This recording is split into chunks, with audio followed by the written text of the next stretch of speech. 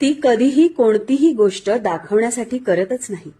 ती करत असते कर्तव्यपूर्तीसाठी, तिच्या मनाच्या समाधानासाठी आणि तिच्या माणसांच्या आनंदासाठी. तिच्या नसतात कोणत्याही आवडीनिवडी. आपुलकीने सर्वांचं सर्व काही करणं हीच असते तिची आवड. तेव्हा कुठे समाधानाने जगते ती तिच्या सजवलेल्या घरात. स्वयंपाकघरात राबताना ती कधीही स्वतःच्या आवडीचा पदार्थ स्वतःसाठी बनवतच नाही.